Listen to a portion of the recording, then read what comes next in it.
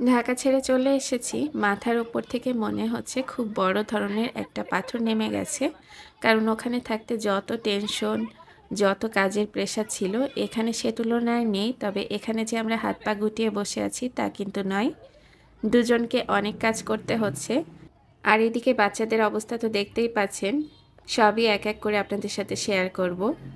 বিকাল হলেই বাচ্চারা এই যে খেলতে বাইরে বের হয়ে যায়। তো আজকে বিকালে ওদের মতো আরও কয়েকজনকে পেয়েছিল। সবসময় বাচ্চাদের এখন আর বাইরে বের হতে দেয় না এলাকাতেও। তো দেখা গেছে যে অনেকদিন পর পরই ওরা একসাথে কয়েকজন মিলে বের হয়ে তারপরে খেলা করছে। আর আমার বাসার আশেপাশেও ঈশান ইশরার সাইজের বাচ্চারা খুব কম আছে। তো যে কয়জন আছে তাদের সঙ্গে ওরা খেলা করে।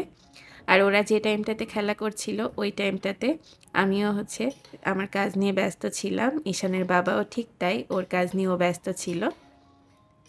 এরপরই রান্না করতে চলে আসলাম। তো আজকে গরুর মাংস রান্না করছি। তো এজন্য সব মশলাগুলো আগে প্রেসার কুকারে দিয়ে নিয়েছিলাম। এখন মাংসটা দিয়ে খুব ভালোভাবে এর সঙ্গে মিশিয়ে দিয়েছি। ইদানিং যেটা হয়েছে, এর আগের ভিডিওতেও আপনাদের সাথে শেয়ার করেছিলাম, তা আমি সব মশলা দিয়ে মাংসটা একবারে কষিয়ে রান্না করি।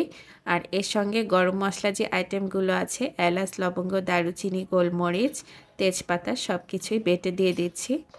তবে আমার কাছে মনে হয়েছে আস্ত দেওয়ার থেকে বেটে দিয়ে দিলে মশলার ফ্লেভারটা যেমন ভালো আসে, তেমনি মাংসের সঙ্গে মশলাটা খুব ভালোভাবে মিশে যায়।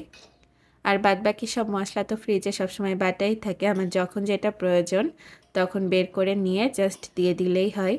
আমি যখন মশলা তৈরি করি তখন একবারে একটু বেশি করেই তৈরি করে রাখি। প্রায় 1 মাসের মতো মশলা সবসময় ফ্রিজে তৈরি করা থাকে, যেটা থেকে একটু একটু করে বের করে তারপরে রান্না করি। তার মধ্যে কিছুটা নর্মালে রেখে দেই, যেটা সবসময় প্রয়োজন হয়, আর কিছুটা ডিপে রেখে দেই, যেটা কিছুদিন পরে ব্যবহার করব সেটা। এখন একটা ঢাকনা দিয়ে ঢেকে মাংসটাকে খুব ভালোভাবে কষানো পর্যন্ত সময় দিচ্ছি। প্রায় 20 থেকে 25 মিনিটের মতো মাংসটাকে ভালোভাবে কষিয়ে নিয়েছি। এখন আরও কিছুক্ষণ এটাকে কষিয়ে নিচ্ছি, যতক্ষণ না পর্যন্ত মাংস থেকে যে এক্সট্রা পানিটা বের হয়েছে সেই পানিটা টেনে যাচ্ছে।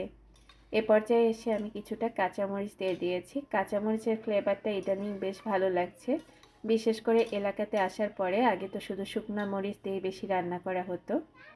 আগে যখন রান্না খুব ভালোভাবে পারতাম না, তখন দেখা যেত যে রান্না করতে সময়টা অনেকটা বেশি লাগতো। আর এখন তো সব কিছু জানা হয়ে গেছে এত বছরের প্র্যাকটিসে, তো এখন রান্না করতে কিন্তু আমার একদমই কম সময় লাগে।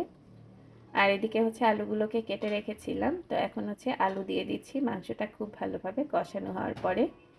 আর আমি পাতিলে রান্না করি আর প্রেসার কুকারে রান্না করি, যেটাতেই করি না কেন, 20-25 মিনিট এটাকে ভালোভাবে কষিয়ে নিই, তাহলে খেতে ভালো লাগে।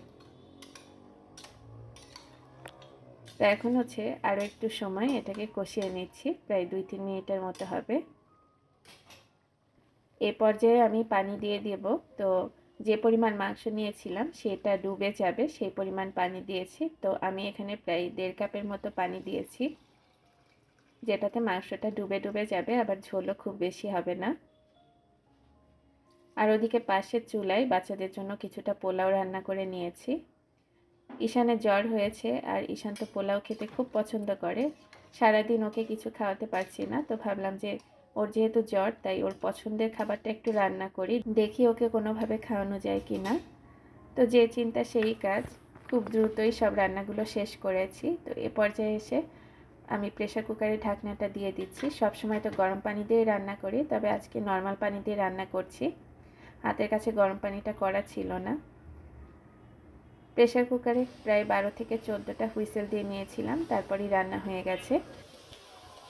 ভিডিওটা কেমন লেগেছে আপনাদের কাছে অবশ্যই জানাবেন। আশা করছি এরকম ভিডিও নিয়ে খুব তাড়াতাড়ি ফিরবো। আল্লাহ হাফেজ সবাইকে।